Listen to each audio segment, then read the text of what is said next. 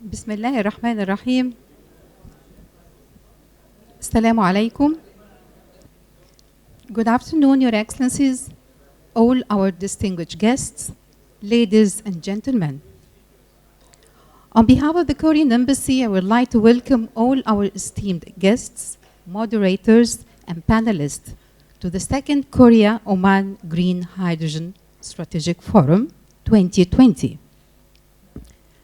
May I now request His Excellency Ambassador Ki-joo Kim, Ambassador of the Republic of Korea, to please deliver the opening remark. Please, Your Excellency.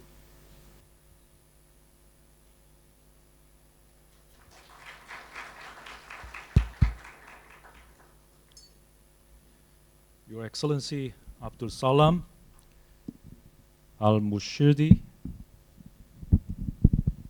President of the Oman Investment Authority, Your Excellency Mohsin Al-Hadrami, Under-Secretary of Ministry of Energy and Minerals, Your Excellency Kamis Al-Shamaki, Under-Secretary of the Ministry of Transport, Communications and IT,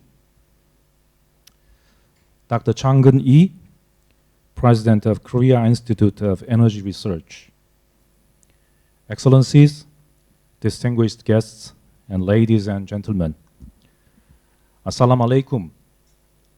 Good afternoon. It is my distinct honor and privilege to welcome you.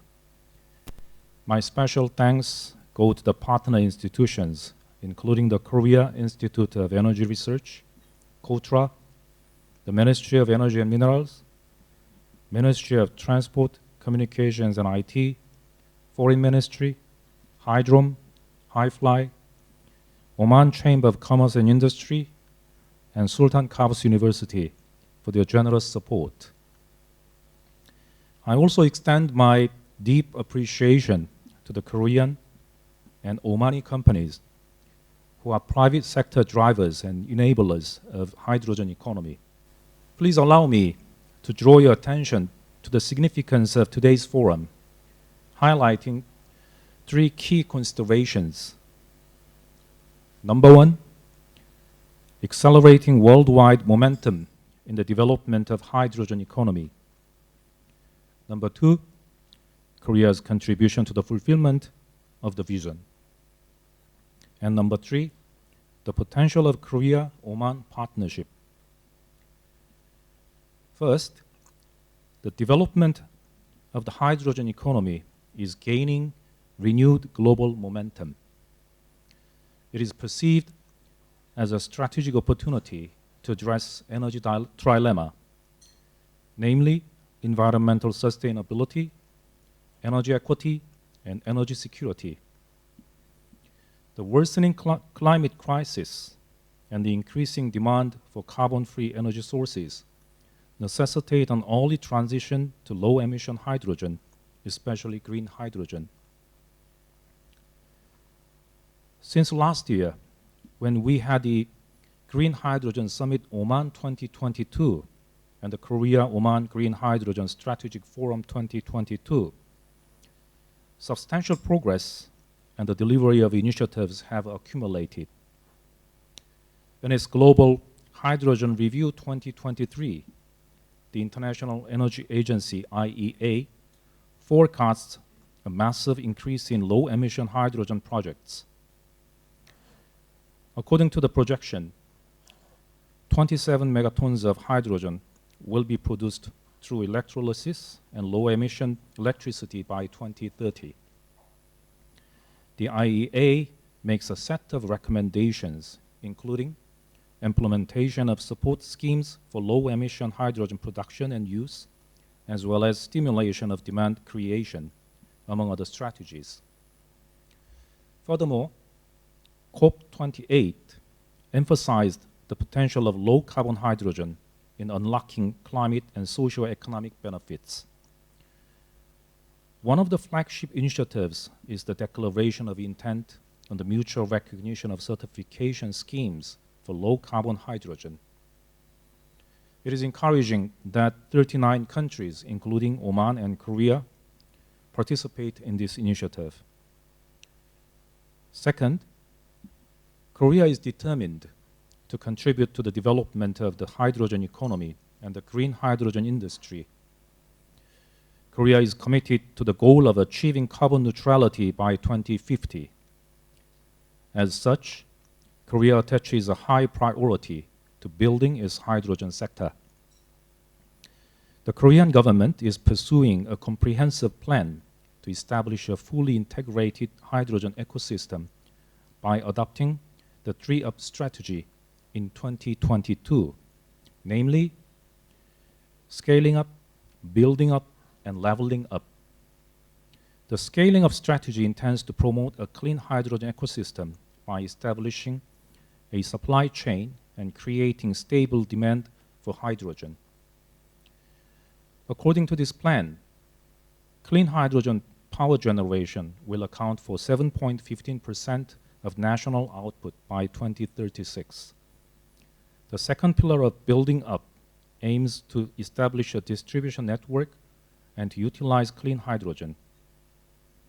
The plan includes building the world's largest liquefied hydrogen plant that will produce 40,000 tons per year, expanding hydrogen recharging stations nationwide, and constructing hydrogen pipelines in the central western provinces in Korea, to name just a few.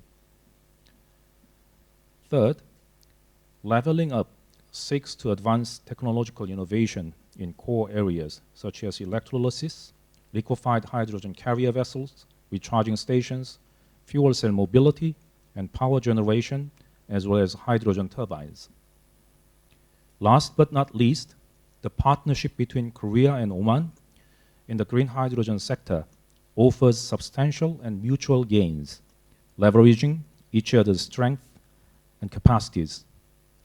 The bilateral partnership will extend to stakeholders in the green hydrogen industry at regional and global levels, contributing to the fulfillment of zero carbon emissions by 2050 and the pursuit of a new paradigm of energy security. The participation of the consortium composed of POSCO Holdings, Samsung Engineering, Korea East-West Power Company, Korea Southern Power Company, together with NG and Future Tech Energy Ventures Company Limited, a unit of the Thai PTTEP in the project to produce green hydrogen in Duqm, is a testament to the partnership between Korea and Oman in harnessing the full potential of the new green hydrogen economy. To conclude, we are aware of the potential gains and challenges of the future of hydrogen economy. In the face of uncertain future, I am always reminded of the famous quotation often attributed to Peter Drucker, which is, I quote, "The best way to predict the future is to create it." Indeed, a collective vision coupled with the determination to achieve it enables us to shape the best possible future. I am sure that this forum is a platform where we come up with a joint vision and collaborate on the basis of the convergence of purposes. Thank you very much indeed. Shukran jazilan.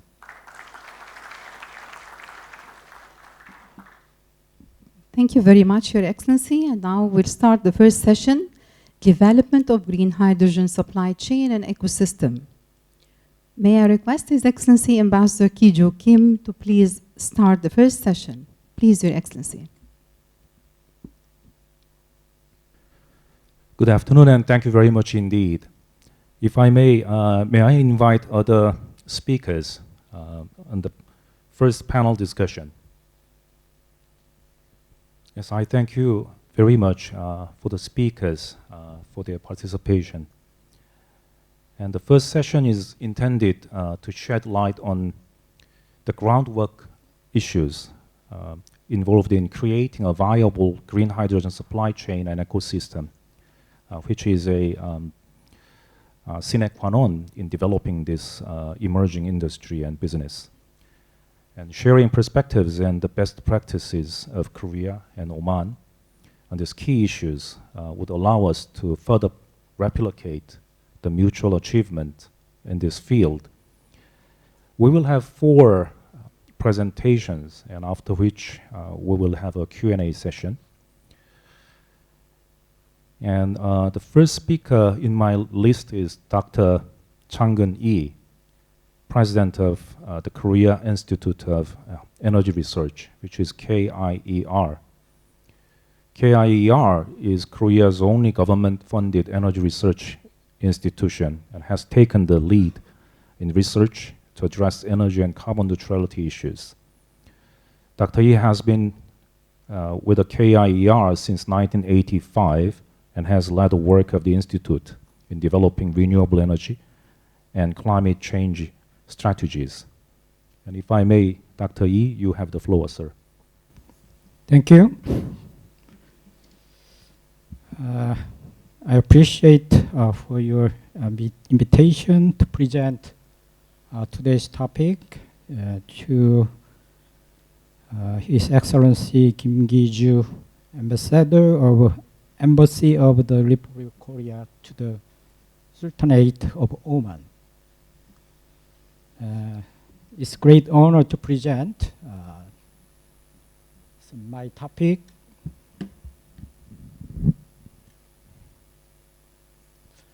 R&D activities of Korea Institute of Energy Research for green hydrogen supply chains. It's a great honor. Yesterday,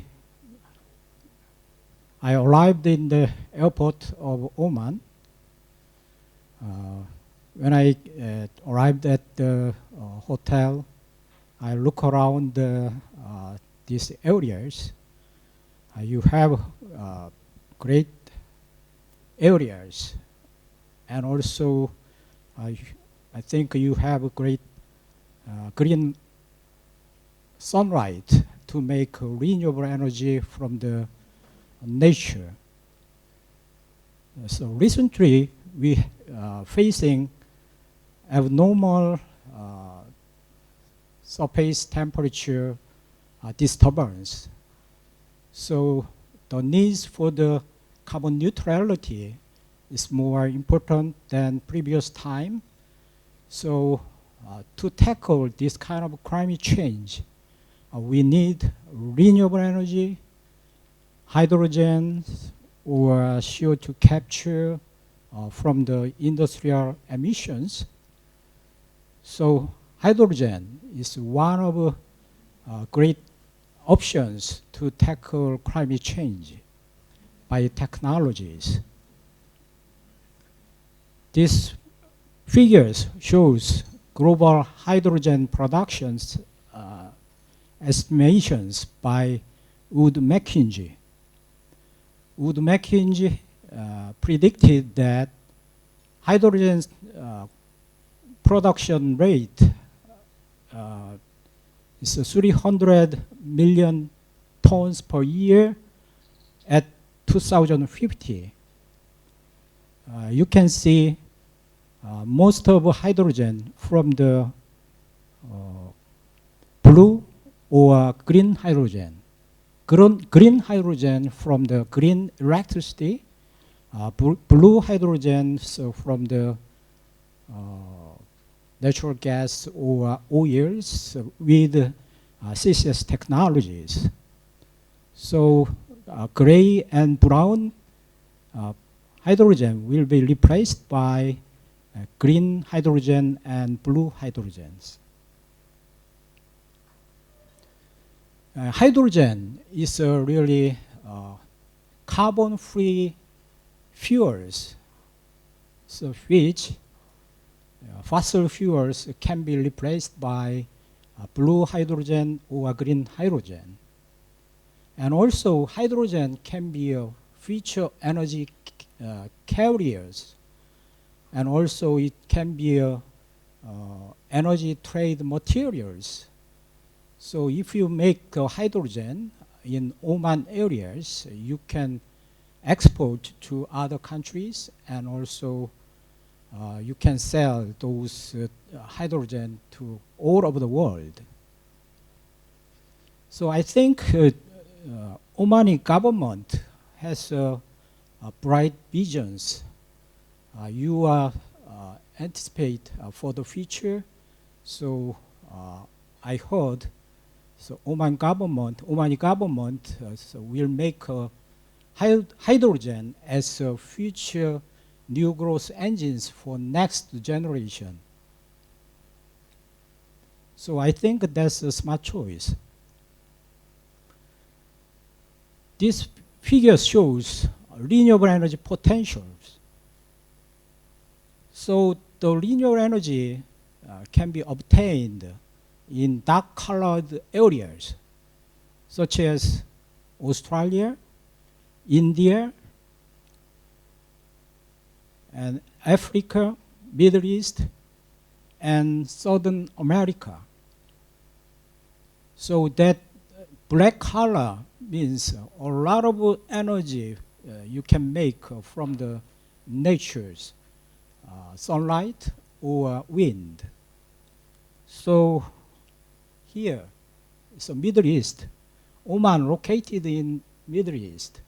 So you have a lot of wind powers. And also you have a lot of potential for the wind and solar energies. So it can be a future new growth engines. So to make the hydrogen as a future growth engines, it should be the price of the hydrogen should be cheap.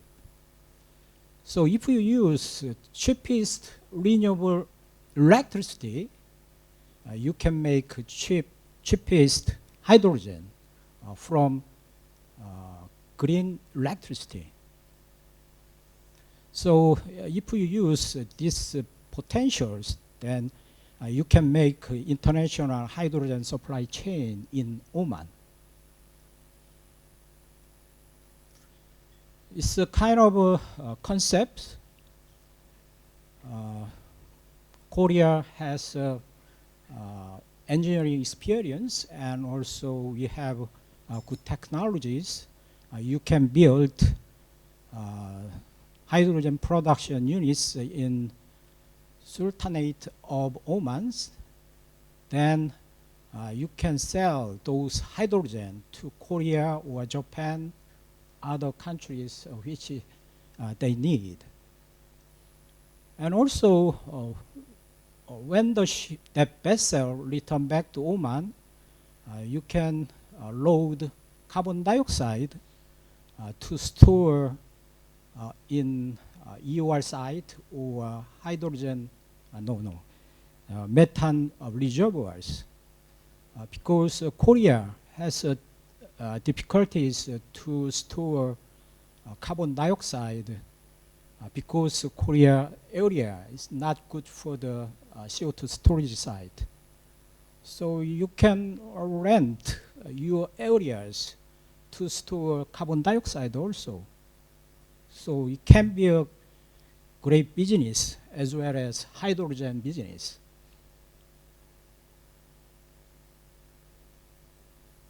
I saw the news in the newspaper.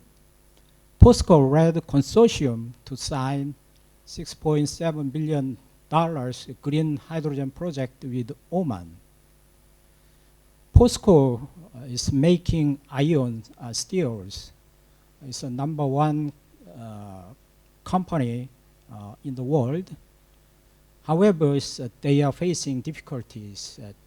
They emit a lot of carbon dioxide from the POSCO iron steel companies.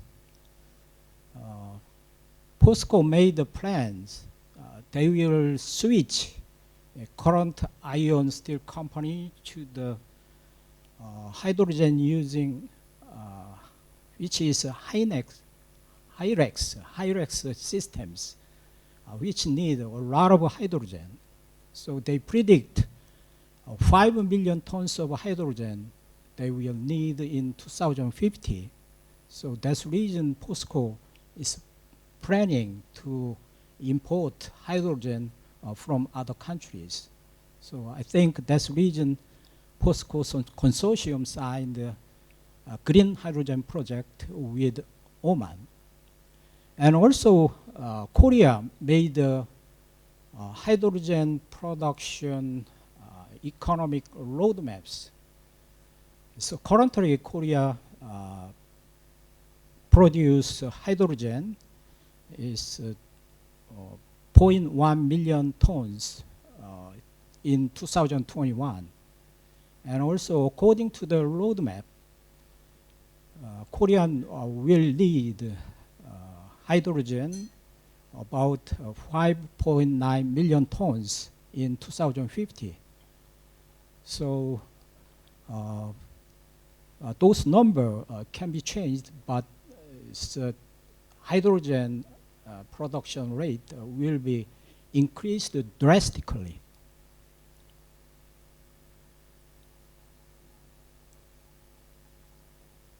To drop down the hydrogen cost and also to make the good hydrogen supply chains, there is two methods. One is already I explained to you. We should make hydrogen cheaply. So if we use green hydrogen, so from the renewable energy, that's the one way to decrease the price of the hydrogen. Another way is to make the high efficiency technology. Korea Institute of Energy Research has developed breakthrough technology in alkaline water electrolysis. Recently, KIER developed third generation alkaline cells, of which efficiency is 82% at 1.2 high current ampere per square centimeters. There is production rate is 3 times greater than conventional alkaline production method. That's commercial numbers. And also, Korea made a stack.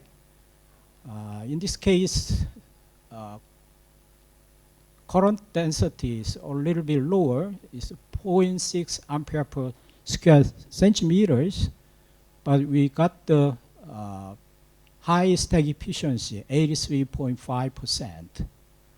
And also to predict hydrogen production price, that number is very important, 47 kilowatt hour per kilogram. When you make 1 kilogram of hydrogen, you should consume 47 kilowatt hours.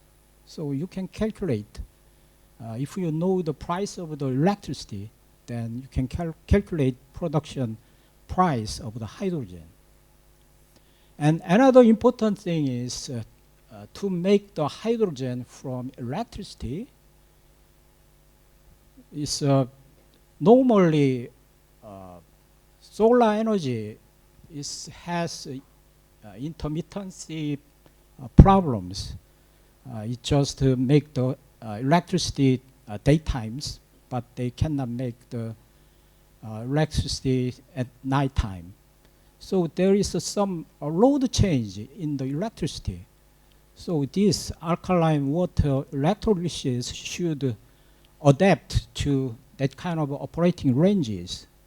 So Korea, this stack operating range between 10 to 155%. So it's very flexible load change electrolysis cells. So since 2020, KIER transferred our technology to TechRose, TechQueen, as well as GSENC. So this system should durable more than 15 years, but we haven't checked the numbers. And also in September 2023, Korea Ministry of Science and ICT, MOST, selected Korea Institute of Energy Research as a national key laboratory for alkaline electrolysis. So I think Korea Institute of Energy Research has a pretty good water electrolysis technologies. It's time is too much. I'm sorry. This one is our another performance. Kia developed hydrogen production units. It's for the gas refueling stations. It's a small unit. So from the methane to make the hydrogen. So capacity is good for the gas stations. So 500 kilogram per day, and all performance which is better than Japanese Osaka product systems. And also we transfer this technology to One-Hill TNI companies with loyalty. And also that One-Hill TNI companies sold this technology to the Pyeongtaek gas stations and Wonju gas stations, almost 8 units. So it's a commercialized production unit. And I'll just briefly introduce another technology, which one is ammonia decomposition techniques. So when you make a product, hydrogen product, when you transport that hydrogen to other countries, currently we have to use vessels or ships. In that case, ammonia is a pretty good high density hydrogen carriers. So when you move hydrogen to other countries, you have to convert hydrogen to ammonia. Then in imported countries should compose ammonia to hydrogens. So we developed hydrogen production systems, and we designed decomposition reactors and combustors, and we developed a catalyst to decompose this ammonia. So we have a great collaboration opportunities. So for the green hydrogens, water electrolysis technology is most important. And for the transportation, ammonia decomposition technology is needed. And for the hydrogen productions from natural gas, we need a small size of hydrogen production units. And for the blue hydrogen, you need CO2 capture technologies, which by wet solutions or PSA method. So I'm looking forward to making the opportunity of demonstrating and transferring the K-energy technologies. Thank you very much.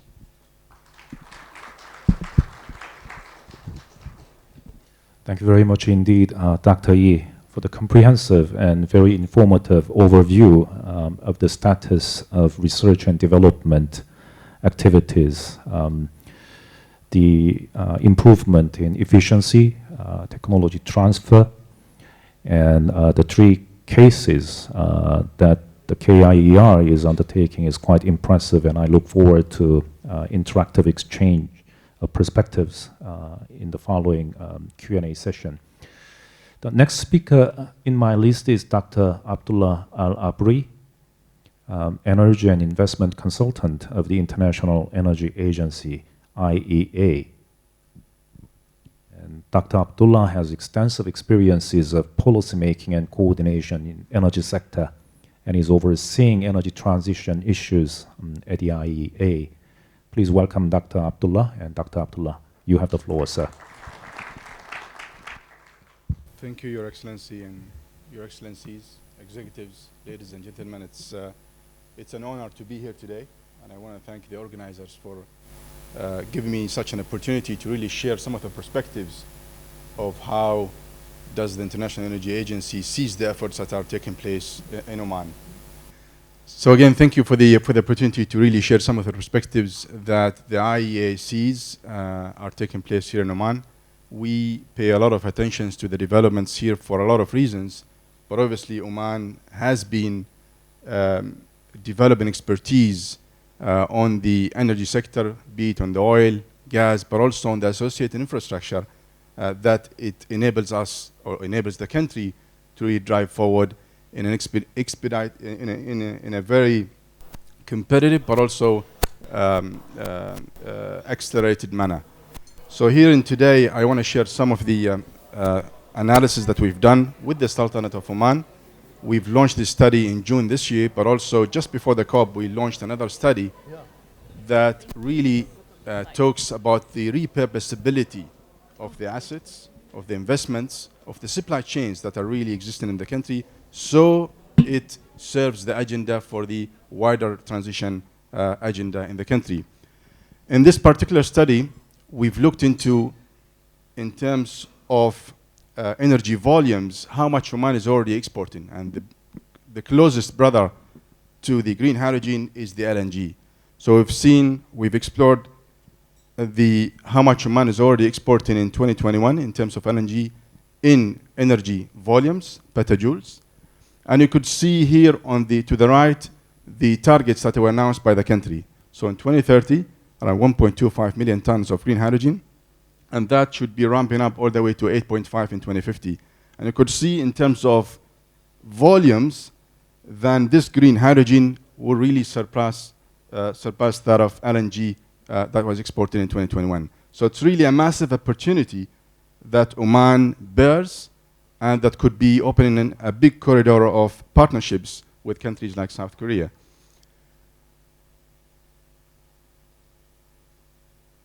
In terms of costing and the competitiveness of producing renewable hydrogen in Oman, we've looked into the current costs, so that's the renewable hydrogen today, and we've seen that the cost per kilogram is around 3.6. That's the production cost. That's the production cost of renewable hydrogen. And then the question was, how does this compare to the production cost of renewable hydrogen in 2030, but also on the abated hydrogen, which is the blue hydrogen as it's normally called, the abated hydrogen produced from fossil fuels. As you could see here, in 2030, it will be on par, so around 1.6 per kilogram per kilogram of hydrogen. So it's really competitive. Oman has really a big opportunity to safeguard the natural gas resources, but also capitalize on the major renewables opportunity in Oman and the existing infrastructure. And you could see here the natural gas price, the expected natural gas in 2030. So there is a big shift, there's a paradigm shift, as you call it, Your Excellency, and we need to leverage, or the country needs to leverage upon what's going on globally.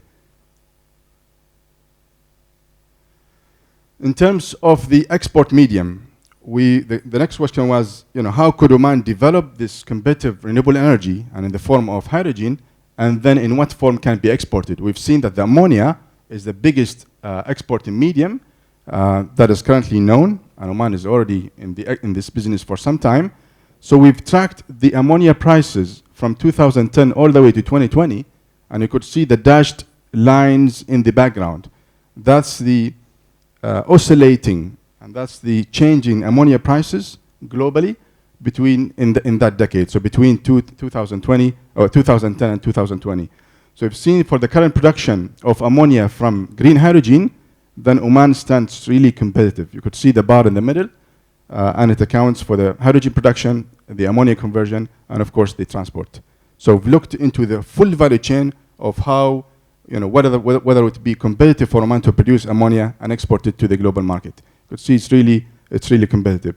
But then the challenge comes in, is that this will produce a lot of ammonia in Oman, which is multi-folds of the current storage and handling capacities in the country. So that's why this could open up a venue of partnerships between the two nations. Now, in terms of investments, we're expecting that to achieve the 2030 target, Oman would require anything close to $33 billion of investments to produce the announced targets. So that will cover up the cost of renewables in the grid. You could see the bar portion of the blue portion of the bar, and then a lot of it will go into the renewables, the actual production, so the solar and the wind. And then some of the costs will go into the electrolysis and of course into the conversion of ammonia so that it can be ready for export.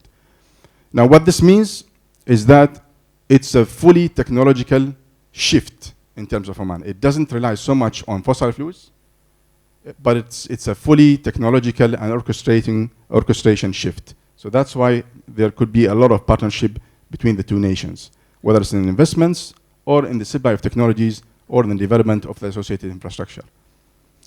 And then we've looked into what could this mean to Oman if that shift is really expedited and is really achieved. Then Oman could be saving anything close to 3 BCMs per year of natural gas. So there's a lot of savings. It's a lot of savings. And then this gas can be really used in the country to open up a new corridor of businesses, but also can be exported in the form of LNG, which I'm sure that Korea would be really interested in. And this would translate in a lot of emissions, maybe something close to 10% of the current emissions, of the current national emissions in Oman, so around 7 million tons per year of emission savings. Now, and this is linking to also the talks and the presentation that also made before me. These are the highlights from the work that we've done. So there is a lot of work required to really lay down and lay the ground for the low emission exports. Now, this is a global hydrogen economy that's shaping up, so whether it's in Oman but also in South Korea and elsewhere. And there is a lot of partnership required to really de-risk the environment, de-risk the investments, develop standards and trade infrastructure, but also participate in international collaboration, and how can this be facilitated and how could this be driven between nations.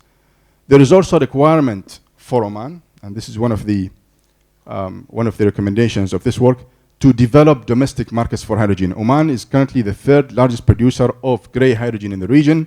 So Oman, the hydrogen is not new to Oman. There is a big opportunity to switch the current grey hydrogen to green hydrogen. And what this means is that Oman will develop the learning curve that is so much needed in any technological project. And what this means also is that Oman will reduce the soft costs associated with the development of renewable hydrogen. So it makes it more competitive in the soon future. The soft costs in Oman, we're estimating, is around 20% of the total investments of renewable hydrogen projects. So 20% can really be safeguarded and can be made more competitive in comparison to, for example, to 50 to 60% in countries like Japan. And then, of course, acceleration of the renewable electricity development. This would mean, again, addressing the soft costs, but also making the scale-up of the green hydrogen a lot more feasible and developing the associated infrastructure like storage. You know, with that big targets, there will be a requirement for Oman to consider storage options because this will be much higher than what the country currently produces and consumes. So this is basically the prospects of Oman. We're currently working on a final project with the Sultanate, which is to look into this and how could this mean on the macroeconomic indicators for the country, and that's GDP, that's employment, that's trade balances, and so on, and what could the policy makers consider in driving forward this aspiration. So that's basically what I wanted to share, and thank you again for the invite, and I look forward to the discussion.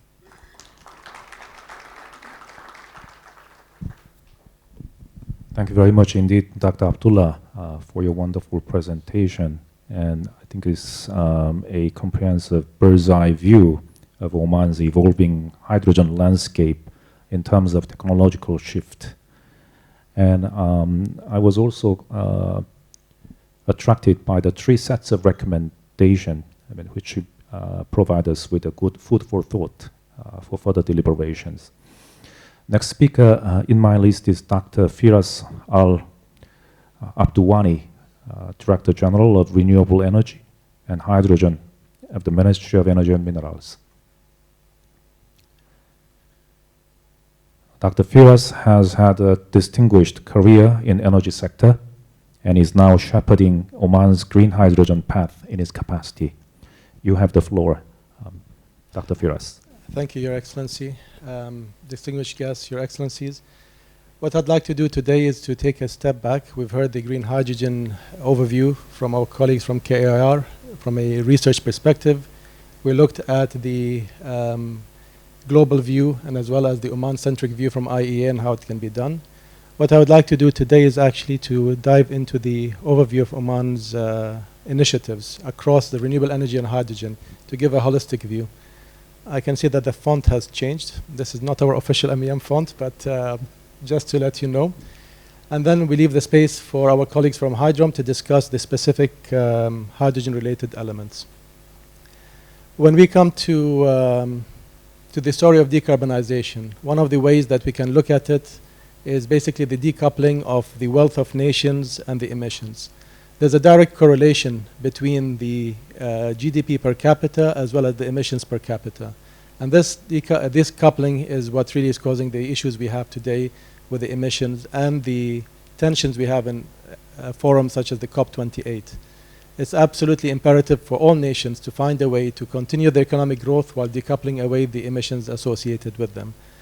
And this is a race that we all need to do for the sake of humanity as well as for the prosperity of the different nations. So in Oman's case, we're looking at our views and our drivers for the decarbonization. And they basically summarize into energy security, decarbonization itself, diversification of the economy, becoming an attractive hub for low-carbon industries, as well as developing the nation and the capabilities we have. And there are different levers that we look at to be able to execute these objectives and guidelines. We have energy efficiency, which is extremely important. It's a low-hanging fruit, something that allows us to reduce our emissions without, without sacrificing any of the GDP. We have renewable energy where we're endowed. We're one of the few countries where we're endowed both with the historic, or so the traditional hydrocarbons, as well as the clean renewable energy. And then we have the electricity market itself, which is an extremely important lever to nudge the market in different directions. We have the low carbon element, low carbon hydrogen in different forms, and I'll talk about the three different colors we look at, and then we have carbon capture and the carbon markets. So these are the different levers that as a ministry we look at to try and influence and shape the energy policy of Oman and help the decarbonization path. Now when we look at the aspirations, Oman typically has been aspiring for a 5% GDP growth year on year. If we look at the equivalent amount of energy required, that translates to an increase of energy by 3%. And we mentioned that it's important that we decouple the two from each other. Today, or last year, 2021, Oman used around 350 terawatt hours of energy, primary energy. And then if we look at all of the modeling scenarios we have, and including the aspirations of the 8.5 million tons of hydrogen, green hydrogen production, then in total Oman will consume around 1.1 petawatt hours. This is a large jump in energy requirements, and this requires us to both have the investments that Dr. Abdullah mentioned, the 30 billion, but also to have the policies and the infrastructure ready for it. Now this energy growth cannot happen without the decarbonization itself, and there are different levers. If you look globally, the amount, and most nations have committed to reducing their emissions down to by 2050 to net zero. Oman is one of such nations. And there are different levers. You can see on this graph over here that even though we have economic growth, there's still an extra amount of energy being used, but then the emissions themselves are reduced. So what we show over there is the amount of emissions that would have introduced without using any new levers. So we have different levers. This is electrification, this is using low carbon hydrogen, this is using energy efficiency, and different tools to bring down the emissions and ultimately reach to net zero by 2050. Now the different things that the ministry did, this is just the background. So one of the first things that the government did was actually identify the lands that are available for renewable energy. 65,000 square kilometers are available. 50,000 of them are rich in both wind and solar, and 10,000 of them are rich in solar and adjacent to the primary demand centers up north. These have been allocated, reserved by oral decree for the Ministry of Energy and Minerals to be able to dish out as required. The areas that are rich in both solar and wind are primarily allocated for green hydrogen production, but it also keeps parcels of these lands available for both OPWP as well as OQ, alternative energy, to be able to fulfill their own mandates in delivering clean energy to Oman. And what is important over here, if you look at the amount of energy that is available from these lands, based on the technology we have today, we can produce around 6,000 terawatt hours. That's 5 to 6 times the amount of energy. In the previous slide I showed we forecast that we need. So we have an abundance of energy, and this is something that we need to harness. It shows that we are primarily positioned to be an export nation. So yes, we do want to decarbonize, we do want to increase our local economy, but we have a surplus of energy that we can use to also take out in the form of an energy vertical and export. There are different projects that are available. So if you look at the amount of renewable energy, and today Oman's renewable energy is at around 4 to 5% of our electricity mix. That means that we have a lot of scope. And then these initiatives that are there to triple the renewable energy that COP28 has been talking about, doubling the energy efficiency rate, these are elements that fall within the mandates we have from Vision 2040. So Oman, even without having studied or looked at the COP28, or let's say preceding the COP28 initiative, Oman was already inclined and moving towards more than tripling our renewable energy mix in the electricity mix, and also working on doubling our energy efficiency rate. These are the different projects. Solar is shown in red. In black we have wind, and then there's a one waste to energy. It's not very clear with the screen, it's in orange. The gray ones are the private projects that primarily we expect OQ to be addressing. There are different activities that we're looking at. First and foremost is electricity market design, to be able to integrate the different parties that are coming in to enable more step towards liberalization, where we're working with the regulator and NEMA Holding. In this perspective, we're looking at storage. We heard the importance of storage and the different types of storage we're looking at. There's electricity storage, and there's also hydrogen storage, as well as carbon storage. We're looking at the optimization of land allocation process, involving other stakeholders to ensure that the optimal decisions are made. And then we have a modeling tool that we have established that looks at the primary energy of Oman based on different scenarios, and this we use to engage with the different government agencies to incorporate their views. When we come to hydrogen, there's always a question why we use hydrogen. So it's a clean molecule, and today if we look at it, there are 4 elements that hydrogen is used for primarily, and there's no alternative. These are the fertilizer, they're related to the petrochem industries, the hydrogenation, hydrocracking, and desulfurization. So 2 primary industries where it's used. Everything else is new. So these are new areas where hydrogen could be used, and in every single one of these new industries that hydrogen could be used, there are competing technologies. And this is something we need to always keep in mind. So hydrogen is important, it's a decarbonization tool, but it's one of the levers and tools that also have other clean energy competitors to them. And as a ministry policymaker, we always look at them and view them and to check that the incentives, the direction, the momentum of hydrogen continues.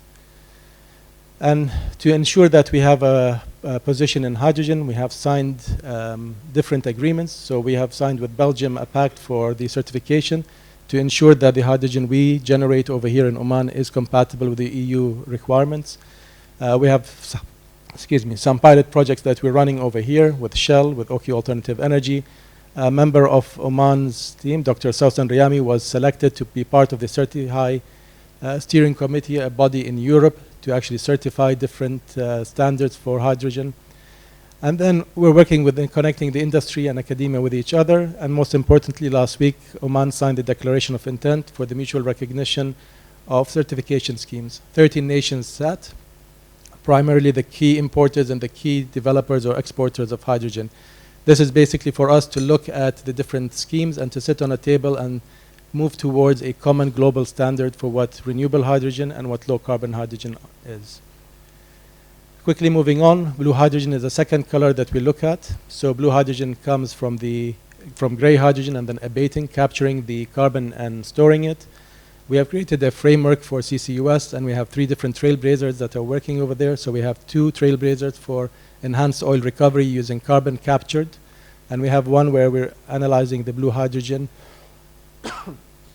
and checking its feasibility from an economic perspective with different private sector stakeholders. And then we broke it down into different work streams. As a government, we always work collaboratively with the industry when we come to policy, as well as different government entities. And in this particular case for CCUS and Blue Hydrogen Framework, we broke it into work streams where we engage with different stakeholders. These are just the leads of the different work streams, but there are different members involved in it, and collaboratively we come up with a cohesive, integrated policy. And then this is the last one I have to present to you, which is white hydrogen. So in addition to having green hydrogen, which is our primary form of hydrogen that we're looking at, blue hydrogen, that is something we're assessing as part of our CCUS, we have geologic hydrogen, which potentially could be a quicker supply of hydrogen, though in smaller quantities to Oman. White hydrogen is also considered low carbon. In some cases, some consider it a renewable hydrogen form. And in countries such as Mali, today it's already produced at a cost of $1 per kilogram. So it's already achieving very economic prices in limited quantities, but it could be an excellent tool for us to decarbonize our local industry and to help move it forward. We signed a couple of MOUs. One of them was with the Department of Energy, where we issued with one of the American companies the right to start desktop studies. We broke our work into 3 phases: desktop studies, followed by pilot projects, and then followed by issuing out auctions for the different concessions. With this, I conclude my talk, and having given you a holistic view of the different policies we're working on, and pass it to Hydrom Engineer Abdel Aziz to take the hydrogen story. Thank you.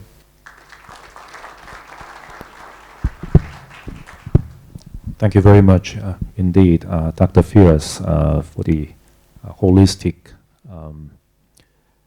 presentation about the strategies and policy initiatives of Oman as the first mover in this field. And now I would like to invite the last speaker, Engineer Abdulaziz Al-Shinhani, Managing Director of Hydrom.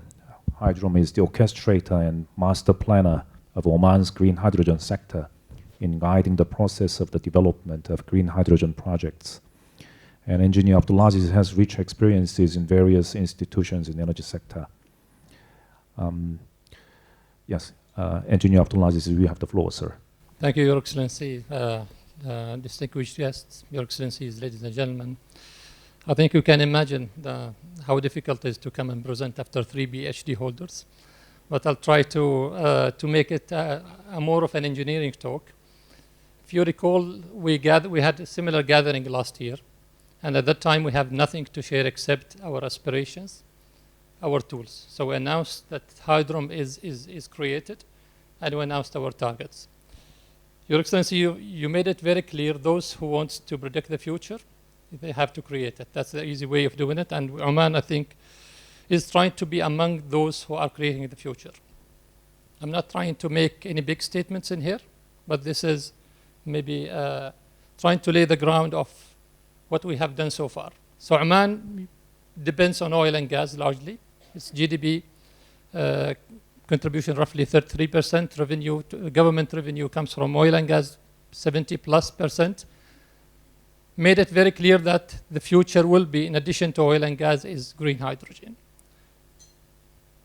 We have allocated 50,000 since then, since last year. We have allocated more than 50,000 square kilometers of land, earmarked by a royal decree, 10/2023, 16th of was issued in 16th of February 2023, this year. We managed to design, execute one of the first of its kind large-scale auction process. We managed to get 5 projects signed, and with the signing this morning, it's 6. Almost 94% of our announced target by 2030. We reached 940 something. We started discussing as well the common infrastructure, and today the Minister, His Excellency Salam Al-Aufi, announced that the infra company is registered, incorporated, and we'll share more details as we in future events.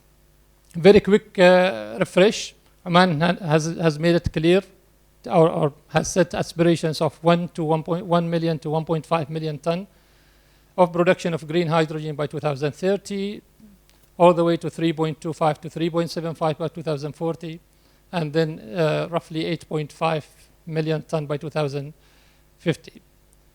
This is our journey. If we just focus on the last year, since October last year, we launched the first round of public auction. In March, in the first quarter, the royal decree was issued, earmarking the lands. setting the first pieces of regulation that are needed to enable the sector. And then we signed what we call them 6 commercial terms with the legacy initiatives.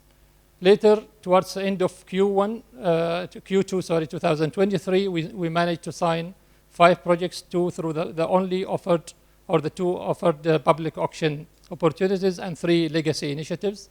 Today, we signed another legacy initiative, and then we aim to sign 2 to 3 projects by Q2 2024. Now, to do this, as Hydrum role is an orchestrator of an ecosystem, we had to sit and reflect on what's an ecosystem. And we came up with these 6 pillars, policies and regulations, so that we know what is exactly our role in this ecosystem. Policies and regulations, the supply chain, demand for green hydrogen, and the supply side, infrastructure and capacity and skills. And from there, we came up with 4 roles for Hydrum. Hydrum is taking a lead in a number of activities, is incubating other activities, coordinating other activities, and advising in certain activities. We came up with this ecosystem representation where the ministry or the government, led by the Ministry of Energy and Minerals, are taking a lead into the policies and regulations. Hydrum is providing an advice to the government. Hydrum is taking a lead into the strategy update, the master planning, the in-country value addition, and taking a lead into the auction process. Hydrum is coordinating the efforts of the international or the project developers, and is incubating the shared infrastructure, coordinating the efforts with the logistics sector, and incubating the demand aggregation.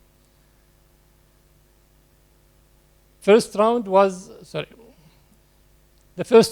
in Duqm.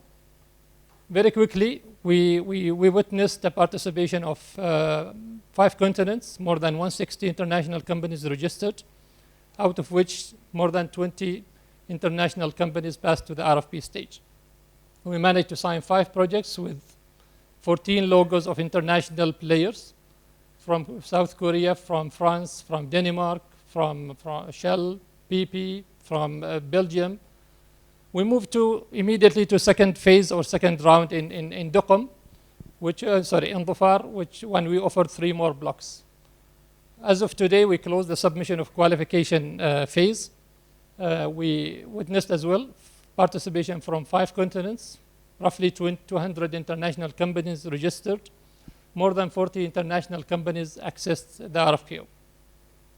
This is the timeline. Now, the target is to sign the second bid round towards end of April next year. This is a visualization of what we call it, the ecosystem. So we offer these blocks 1, 2, and 3 outside the free zones and the boards. We offer them through public auction. And from there, we provide the infrastructure. So we provide the desalination. We provide the water pipelines. We take the hydrogen produced and supply it back to the downstream business. Let me skip a few things. What's our target partners in this? Targeted partners are developers, financial partners, OEMs, industrial off-takers, and infrastructure developments. We're looking for the in-country value additions throughout the value chain, from solar panels, wind turbines, electrolyzers, the transports, the users, all the way to the derivatives and exports. We believe that we have certain elements that, and to make a success, we need as well the partnership from international players.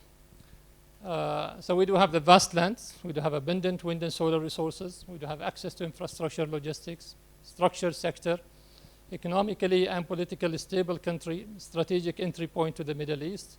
The world, and Korea specifically in this case, has advanced technology, development experiences, skills, localization of part of the value chain in Oman. There's an opportunity, new industries to the country, and offtake of green hydrogen. And this is the way we want to position the country, or we aspire to position the country in the future. It's not about producing green hydrogen. It's about creating an entire ecosystem and a center of excellence. And that's the end of my presentation. Thank you very much. Thank you very much, Dr. Abdulaziz, for sharing the extensive work of Hydrum. And if I may I invite the speakers on the stage again? Thank you indeed for the extensive presentations, and we are running against the time, and we will speed up a bit. Now, I would like to invite the floor, and we will be continuing our discussions on the basis of the presentations. And the floor is yours. Thank you very much. Many questions, but of course I'll try to just put one or two to save the time for my colleagues here. For anyone in the panel, regarding the advantage of Oman, we heard the location, we heard the space availability, wind, solar. So my question maybe to you guys, in Hydrum especially, whether the government or its subsidiaries will invest in financial terms in this project, or they just offering blocks and it's all FDIs that is coming and transferring the technology here. So, and if that is the advantage only, does other countries have spaces? If we are just offering the space advantage of the desert and the wind and solar, does that make us unique in the region, or it is something that we are one step ahead of everybody? Thank you. Let me start. Let me start to answer, and of course, Dr. Faraz and Dr. Abdullah can add to this. First of all, it's a combination.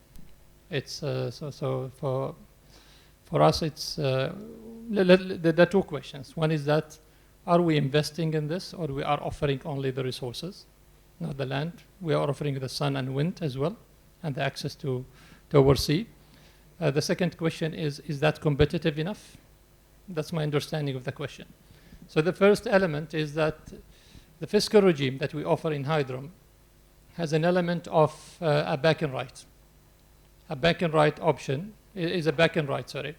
It's an option, it's a mandatory requirement for each bidder to offer to a national company. As of today, it's OQ Alternative Energy, but it is a beneficiary from the government as nominated by the Ministry of Energy and Minerals, to take up to 20% of each project at cost. So it's not a free carry. Got it? So let's take the example of Bosco NG project. The consortium competed for the project. They signed the project without OQ, but they are mandated to offer up to 20%. And they can, if they wanted to offer more than that, that's okay. But they can. The mandatory offering is 20% to this company, which is OQ Alternative Energy today. Once the project passes the development phase and possibly the construction phase, OQ Alternative Energy, if they have opted to join this project, they will pay the cost of 20%. Got it? If they opted no, if they said no, we are not interested, they will pay nothing. Now there is a mechanism on when and how much and what triggers this. These are details. So this is as far as the government is concerned, or the government state-owned companies are concerned. It's only the back and right option as far as the development projects. Now we are progressing with the infrastructure companies, with infrastructure setup, sorry. And there is a discussion on the engagement of our national champions, the utility providers. How much, what role, is that an investment? These are details that we have not yet finalized. But we are, as part of maximizing the value capture within the country, we want to offer a growth story, a growth avenue for our national champions. We offered it in the development of projects, the production side, to OQ Alternative Energy. We are trying to offer as much as reasonably possible to our national champions, the infrastructure providers. So this is question one, right? Question two, I think it's a combination. We do have lands close to the ports. Our geographical location is very good. We are almost halfway through between the two main markets, South Korea, Japan, China, possibly in the east. northwest Europe in the west. Geographical location is a credit. The land is a credit. The combination of solar and wind is an credit. Now, let me convert it into figures. Roughly 2/3 of the cost of producing hydrogen comes from renewable energy.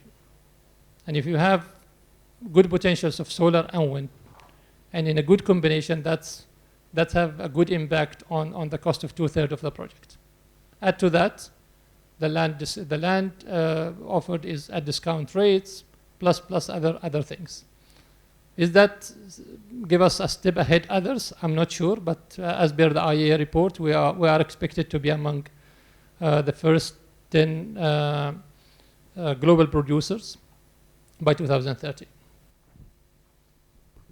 Thank you very much, Dr. Abdulaziz, for this clarification. And if I may, yes, please. Thank you. So first of all, yeah, my name is Nabil Nashi from Hyundai. And firstly, I would like really to thank all speakers for the excellent presentations. It has been a very good mixture. My question goes to Dr. Abdullah. You have shown the measures and the incentivation you are planning in order to activate the hydrogen production in the country. Could you put, please, some light on the downstream side? Do you have any concrete plans to activate the local offtake here in Oman? And if yes, how does the timeline looks like for that? Yeah, so thank you for the question. So from an IAEA perspective, we think, we've studied the hydrogen developments globally. So we look into all the global aspirations, the global strategies. There are more than 50 hydrogen strategies worldwide. So we look into the details, we look into the status of project development, we look into the competitiveness of the countries, and that's linked to the previous questions. And with that, we assess the readiness of countries to really export or even utilize it domestically within their own borders. Now, we looked into the local consumption potential for green hydrogen in Oman, and that was clearly demonstrated in the report. Oman is currently utilizing the range of 1 million tons, or currently producing and utilizing 1 million tons of hydrogen, in the country, and that goes into the fertilizers, that goes into the refining and the petrochemicals. So I think we believe that there is an opportunity to start switching some of that demand in the country, to green hydrogen utilization, and that has a lot of benefits. That will establish the learning curve for the technologies, that will utilize some of the existing infrastructure, that will utilize some of the and redeploy some of the expertise in the country from oil and gas to the green hydrogen, but also, as I said in the presentation, will reduce the costs. So to the question, there is a need, and I think here I speak to the policymakers in the country and to the orchestrator. I think, from my perspective and from the IAEA perspective, that would bring a lot of benefits to the country, to start really thinking of, breaking in that chicken and egg dilemma. Currently, there is an aspiration globally to start importing green hydrogen. So until that really shapes up, until that really develops, and the standards and the associated procedures, I think there is an opportunity for Oman to really start, taking the steps to generate the hydrogen for the domestic production. So that's from an IAEA perspective. I'll take a bit. So I'll take a view from a policymaker perspective with regards to the demonstrator projects and incentivizing demand. Today, when we look at the requests that are coming primarily for gas, a lot of the gas demand we're getting is a demand that can be converted to hydrogen. And for us, that is a crux of the matter. So when people come to us and say, we want demand to bring new industries to Oman, for example, or we look at the existing consumers of gas, natural gas, and those we want to incentivize to shift to hydrogen.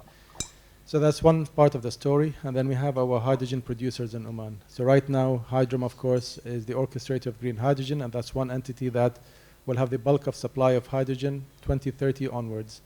But in addition to Hydrom, we also have white hydrogen, which could come from different entity. That is still under formation of how that comes. And then we also have blue hydrogen.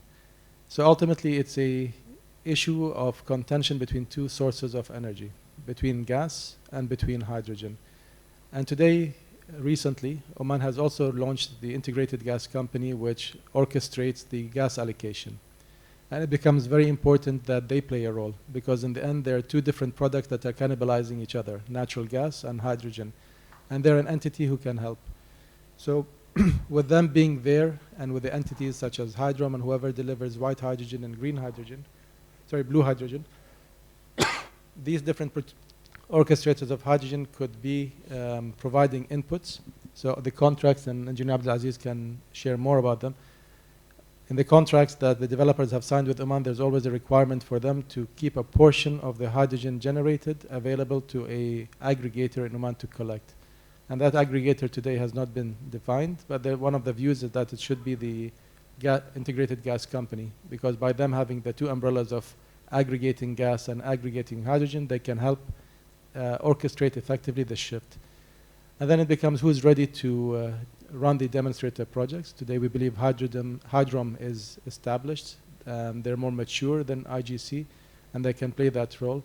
We have the Ministry of Higher Education, and we have also the Ministry of Energy as stakeholders who are involved in the selection of which demonstrators achieve the maximum goals and objectives for Oman.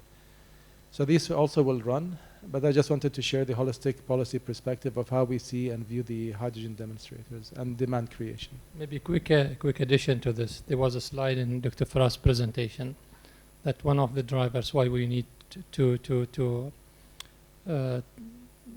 direct more of the production towards the domestic use is that the aspirations of Vision 2040. If we are to achieve that 5% or 3% annual GDP growth, we need to find other sources. And that was clearly mentioned. Green hydrogen as well is key on this. So it's not about only replacement of the existing use, but as well fueling the economic growth aspired by Vision 2040. Thank you. May I invite two more inputs or inquiries from the floor as we are behind the schedule? Yes, please, madam. Thank you. Shiraz Zidi, Muscat University. So trying to align higher education with the the hydrogen strategy, Oman hydrogen strategy. Besides research and productivity in research, how can we align in terms of programs?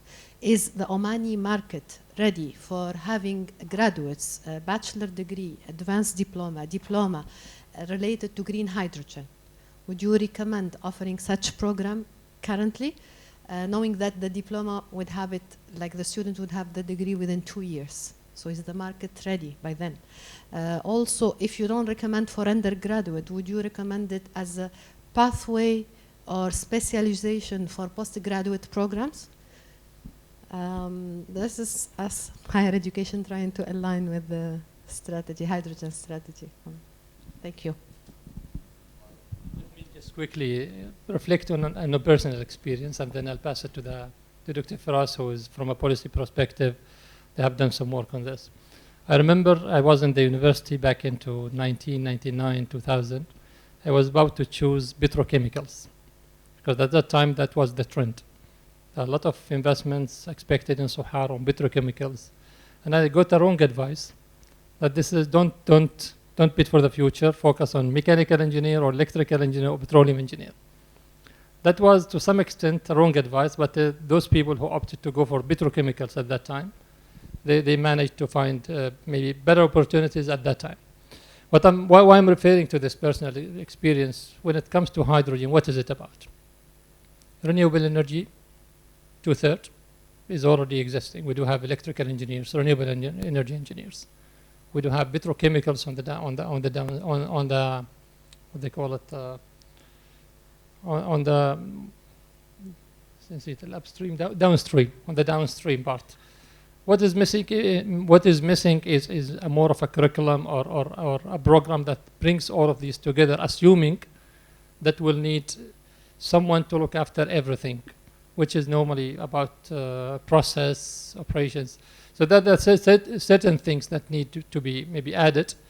I know that the German university already they proceeded with a master program supported by the Ministry of Energy and Minerals. And I'll stop and I'll leave to Dr. Faras maybe to share some more information about what they do in the ministry. Thank you, Your Excellency. Indeed, so we've just launched a project on the 27th of November under the auspices of His Excellency Mohsen. So a joint project between the IEA and Oman, where we took really deeply into the prospects of repurposing or even creating new skills and opportunities to really support the transition in Oman. We've done an extensive survey for 16 stakeholders, including some of the global players in the hydrogen, or at least aspiring players in the hydrogen, like Shell and others, and technology developers like Schlumberger. But also we've explored on structured surveys, the local prospects here in Oman, including universities. So a total of 16 stakeholders.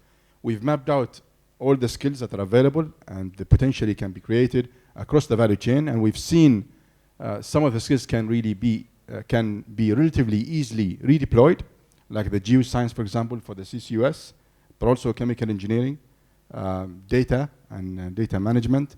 So all of that can be, in a way, repurposed to serve the agenda for the energy transition, including hydrogen. We've seen also some of the new skills that will be required and that are extensively articulated in the report, but not only on the skills, we've also explored into the infrastructure and the assets. So I invite you to really download the report. It's publicly available on the website. You will have really a deep understanding of what's the thinking globally, how the global players, whether they are operators, but also technology developers see the transition, and how they are reshaping internally, whether they are creating departments within their overall outset, but also some of them they're creating some subsidies to move forward, and how the local players in Oman are also approaching this, and where could be the opportunities to move forward. We put a policy kit that includes the education sector in Oman. So I invite you really to go and download the report. Yeah, one way to develop human resources is, I think, just invest R&D in such areas. Then after graduate or they go to graduate school, then professor get the project from the government, then the person will voluntarily be educated for these areas. So I think that's a normal way. So that's one way. Yeah. I think my colleagues and panelists have addressed it beautifully. Thank you very much. And if I may I invite the last question from the floor? Hi, Devan Iver from Black Power, and thank you very much for having us today. We gave a meeting and a bit in line with the lady asking. We have first time in 4 years I'm seeing students of 15 years old in the room listening to us this morning, so that was excellent, and thank you so much for pushing for it. It's great that you're empowering the young. And it's a bit in line with this, for the question I'm coming with.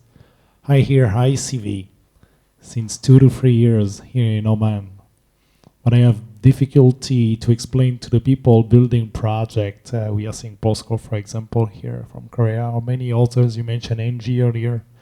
No one is able to tell me or us as well, producing electrolyzer or producing product in Oman. We have difficulty to explain to them why the high CV will bring as a benefit to the project developer. Do you have some information you can share about it? And ICV in country value. Being a high CV qualified company is amazing for us. It's helping for oil and gas historical project. And what can we do with this new green hydrogen journey to help to empower the local population? Thank you very much. And if I may I invite Mr. Ambassador, Excellency, to make the last question. Could you please pass the microphone, please? Thank you very much. I just want to get back to a point that Professor Chang has mentioned on exporting carbon dioxide from Korea to Oman, and then on the same ships to export the hydrogen from Oman back to Korea. That would be a good thing, so we will get a double benefit from that. So my question to Professor Chang, is the technology available for the same ships to to carry, both carbon dioxide on one way and then the hydrogen on the other side? And is Oman going to be ready?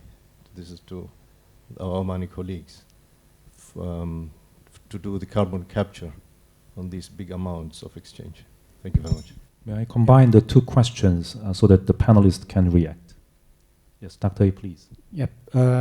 For the liquefied hydrogen, should have different vessels.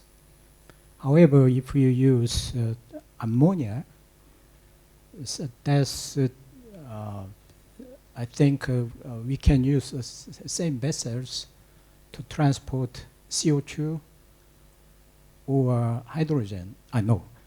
Ammonia. So that's similar condition for the liquid forms. So I think that may be possible.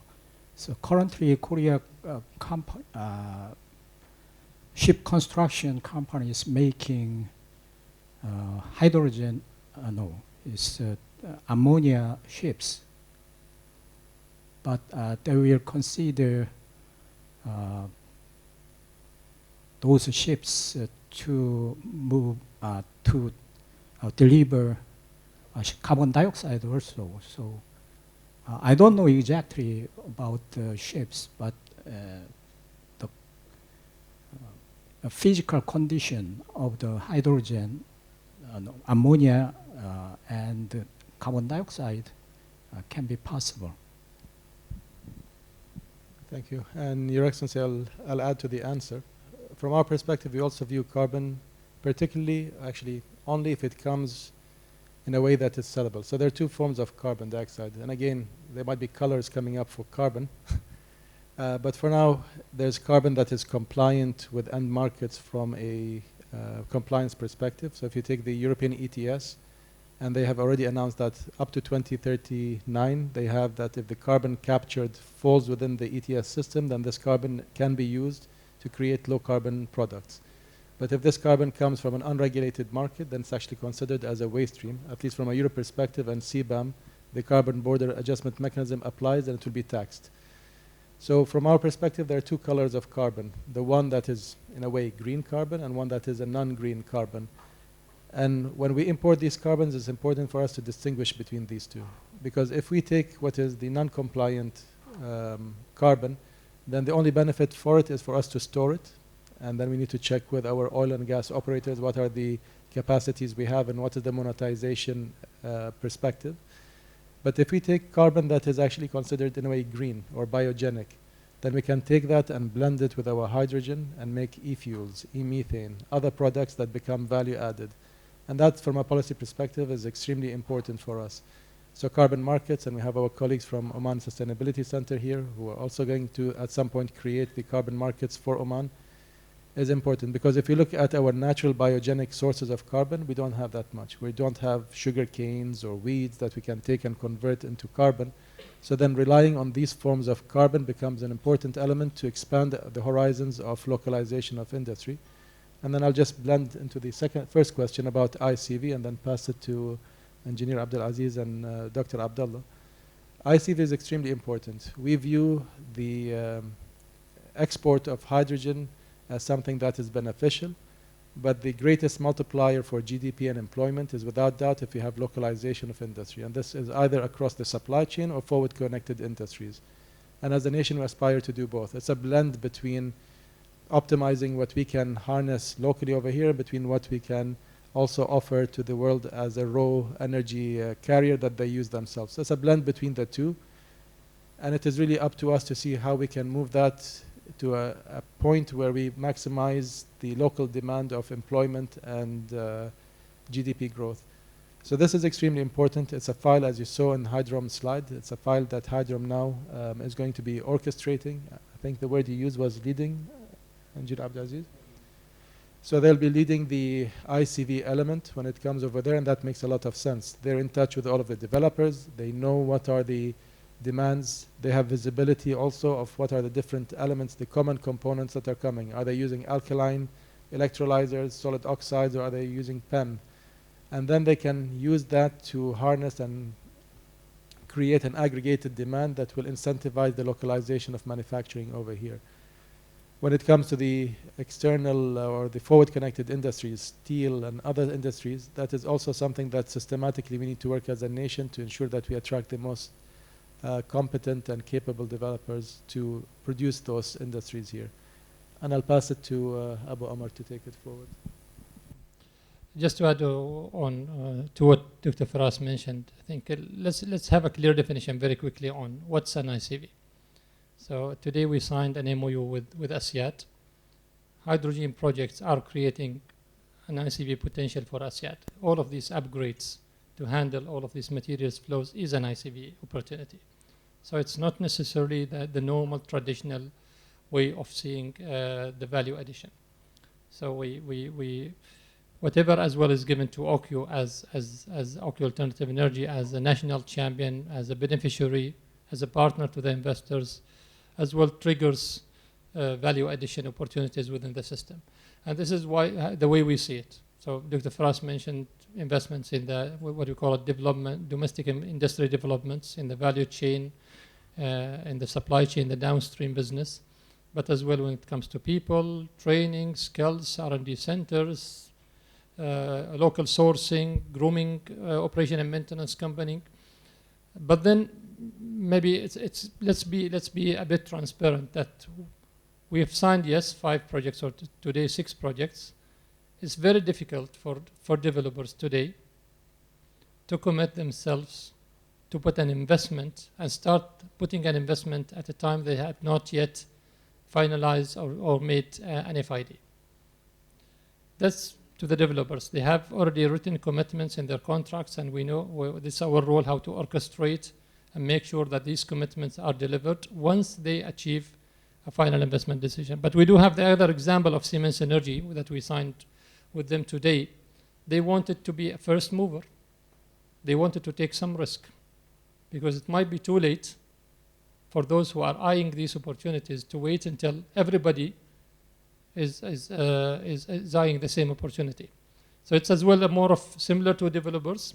They are taking some risk to move into the green hydrogen, as well technology providers, those who are eyeing any opportunities to localize.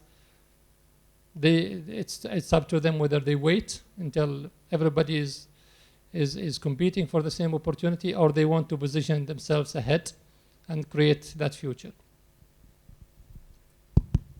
Thank you very much indeed. The first session is of extensive and rich, exchange of perspectives that will be leveraged in our common pursuit for our future. And we will be continuing our discussions in the following session. So we can maximize our findings and takeaways so that we can build on our common findings. I thank you very much indeed for the 4 speakers for their extensive presentations and interactive discussions and exchange of perspectives from the floor. Thank you very much.